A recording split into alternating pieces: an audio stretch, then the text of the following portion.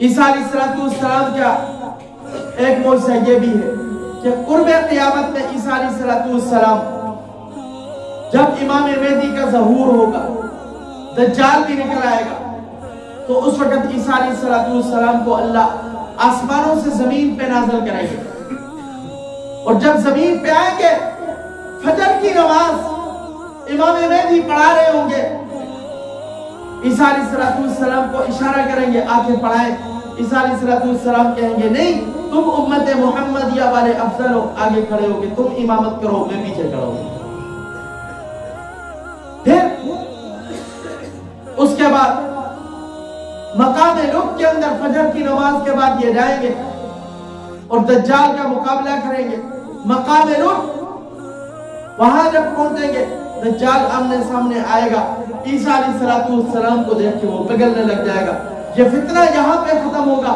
اس کے بعد صرف اور صرف دنیا میں ایک ہی مذہب ہوگا، وہ اسلام ہوگا، اسلام کے علاوہ دیگر جتنے مذاہب ہیں اللہ ان کو ختم کر دے۔ عیسیٰ علیہ السلام کی یہ مختصر سی زندگی کے چند واقعات میں نے آپ کے سامنے ذکر کیے۔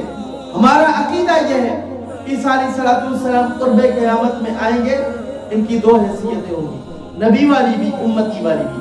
نبی اپنے لوگوں کے لیے جو بنی اسرائیل کے لیے تھے ان کے لیے تھے، اور ہم عزت احترام سے ان کو نبی مانیں گے، لیکن وہ ہمارے نبی کے امتی بن کے آئیں گے، وہ ہمارے نبی کے۔ اور پھر 45 سال کا زمانہ یہاں پہ گزاریں گے دنیا میں، نکاح ہوگا، اولاد ہوگی، پھر عیسیٰ علیہ السلام جب دنیا سے رخصت ہوں گے، روایات کے اندر آتا ہے روضہ رسول کے اندر ان کا مدفن ہوگا۔ آپ صلی اللہ علیہ وسلم نے فرمایا قیامت کے دن میں، ابو بکر، عمر اور حضرت عیسیٰ ایک ساتھ اٹھ کے میدان محشر کی طرف گئے۔ حضرت عیسیٰ علیہ السلام کی زندگی کے واقعات میں نے آپ کے سامنے رکھے۔ ہم عیسیٰ علیہ السلام کو برگزیدہ نبی مانتے ہیں، ہم عیسیٰ علیہ السلام کو اعلیٰ نبی مانتے ہیں، افضل نبی مانتے ہیں۔ عیسیٰ علیہ السلام دنیا میں آئیں گے، ابھی آسمانوں پہ زندہ نبی مانتے ہیں۔ لیکن یاد رکھیں جو کہتے ہیں عیسیٰ علیہ السلام کو صلیب چڑھایا گیا، ان کے ساتھ ہمارا کوئی بھی تعلق بولو نہیں۔ نمبر 2، 25 دسمبر آ رہا ہے، کسی کرسمس کے موقع پر کسی عیسائی کو مبارکباد دینا گناہ ہے۔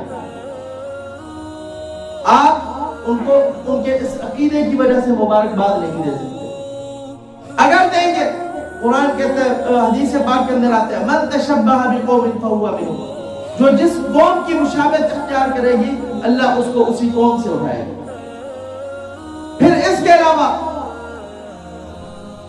کرسمس کے موقع کے اوپر اگر کوئی کسی کو کیک بنا کے، بعض کمپنیز والے، بعض لوگ جو ہے عیسائیوں کو کیک بنا کے پیش کرتے ہیں، یاد رکھیں یہ بھی جائز نہیں ہے، اور اگر انہوں نے کسی نے دیا تو اس کو کھانا بھی جائز نہیں،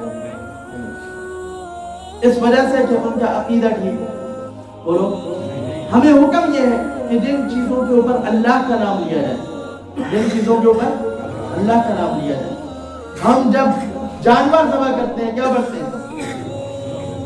بسم اللہ اللہ، کوئی بھی جانور ذبح کرتے ہیں یہ پڑھتے ہیں۔ یاد رکھیں یہ دعا بسم اللہ اللہ اکبر، یہ دعا جانور ذبح کرنے کی کسی حدیث کے اندر نہیں ہے، کسی حدیث کے اندر۔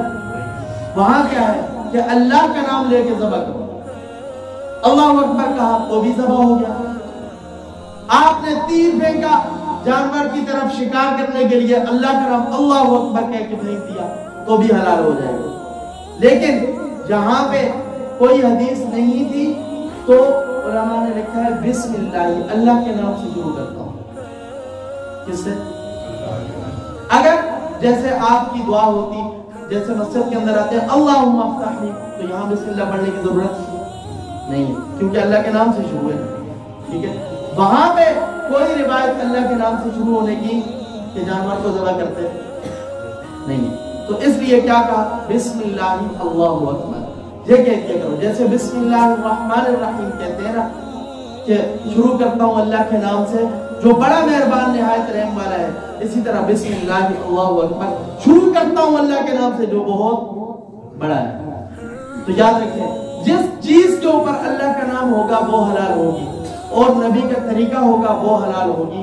हर चीज के ऊपर नबी का, जिस चीज के ऊपर नबी का तरीका ना हो, अल्लाह का नाम ना हो, वो हमारे लिए हलाल नहीं होती। वो ईसा अलैहिस्सलाम को अल्लाह का बेटा कहते हैं और हम अल्लाह को वहदहू ला शरीक कहते हैं। इसलिए वो इस नजरिए के साथ कि ईसा का बेटा, अल्लाह का बेटा जो है ईसा, आज उसकी क्रिसमस डे है, हम ईद मना रहे हैं और उस मौका पे अपने भाइयों को कुछ न कुछ दें। इस जमन में वो किसी मुसलमान को दे देते हैं तो इस मुसलमान के लिए उसकी वो चीज खाना जायज है, क्योंकि गलत अकीदे के साथ कोई भी चीज दी जाए वो हमारे लिए जायज नहीं है। अल्लाह से दुआ है अल्लाह पाक हमें समझने की तौफीक अता फरमाए। हम उनको दीन हक की दावत देते हैं। ईसा अलैहिस्सलाम आएंगे, ईसाई भी मुसलमान होंगे, यहूदी भी मुसलमान होंगे।